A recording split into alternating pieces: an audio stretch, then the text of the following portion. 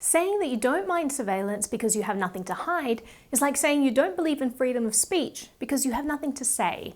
Privacy is fundamental to the fabric of our society, and we should all be concerned when people threaten to take it away. You don't have to be doing anything illegal in order to want privacy. When you go to the bathroom, you close the door. Oftentimes you even lock the door. Many of us would be mortified if what we were doing in the bathroom were broadcast to the world, not because we're doing anything wrong, but because we value that privacy. The average person values their privacy, their private communications, their private photos.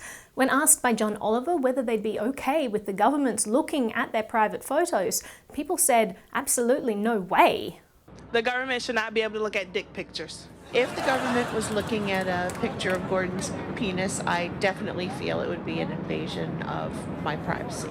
Yes, if the government was looking at pictures of my penis, that would upset me. They should never, ever, the U.S. government have a picture of my dick. If my husband sent me a picture of his penis and the government could access it, I would want that program to be shut down. The cypherpunk said, privacy is not secrecy. Privacy is the ability to selectively reveal oneself to the world. Having someone else select for us is a violation. It's presumed that there are bad people in society and we can be protected from these bad people by allowing all of our actions to be monitored. But aren't the people doing the monitoring made of the same matter as the rest of humankind?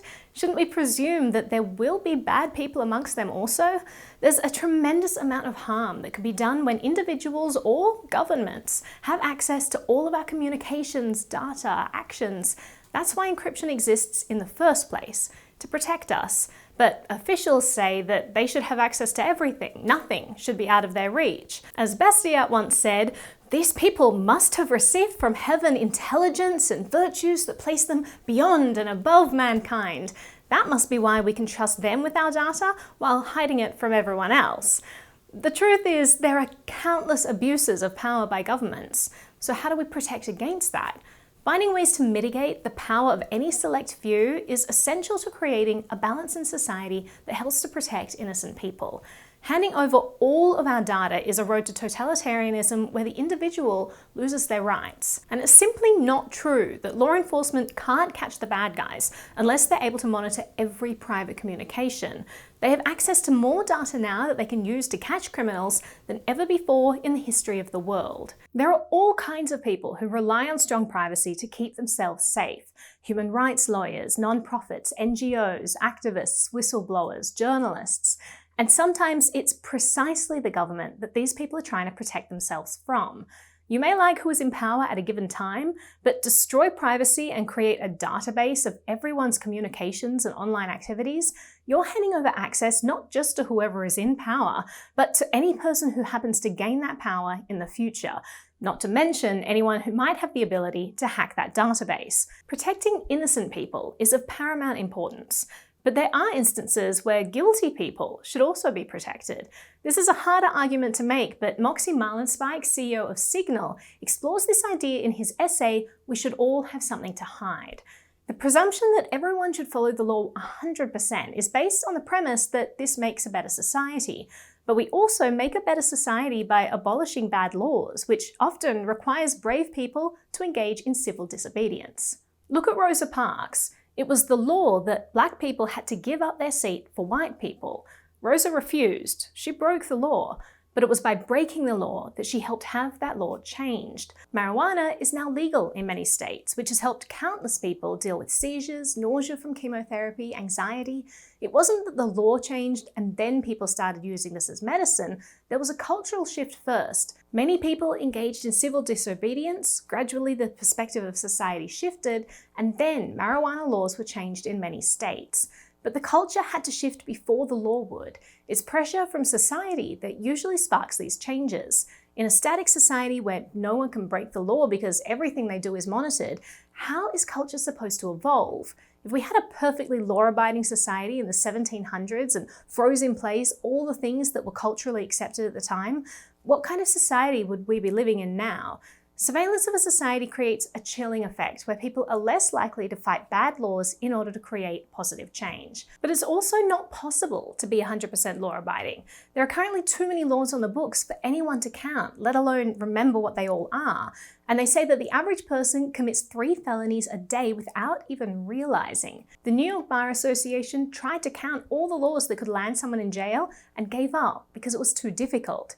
Did you know that it's a criminal offense to walk a dog on federal property on a leash longer than 6 feet? Or that in Oklahoma, it's a criminal offense to put alcohol back into a bottle? So if you're creating infused vodka flavors, you could be arrested. This means that if someone wants to get you for something, they can.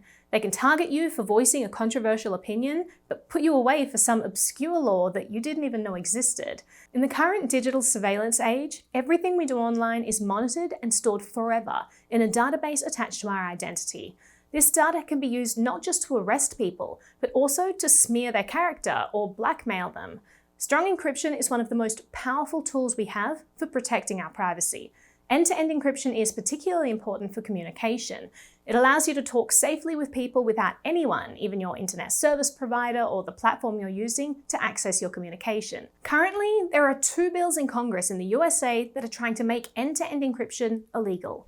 There's the Earn It bill, which threatens crucial freedom of speech protections for online publishing platforms unless these platforms abide by best practices set forth by a very anti-encryption commission. And there's the Lawful Access to Encrypted Data Act, which would force backdoors into our encrypted devices and platforms. The current fight is about so much more than just whether you feel you have something to hide. It's about protecting the fabric of society as a whole, protecting our most vulnerable individuals, and not being locked into a static Orwellian nightmare. It's common for people in power to want to give themselves even more power, and they provide very convincing reasons as to why that power is important. But allowing too much power in the hands of the few is devastating for society. We need to stand up and fight against bad encryption laws before the balance of power tips irretrievably away from the individual. If you'd like to learn how to fight these bad encryption laws, visit the links in the description below. Please spread the word about what's going on, and if you'd like to help me make more videos like this one, then visit naomibrockwell.com/memberships or check out the merch that I have on offer. It all helps to keep my channel running. A huge thank you to all the members of NBTV who make these videos possible. Permanent record.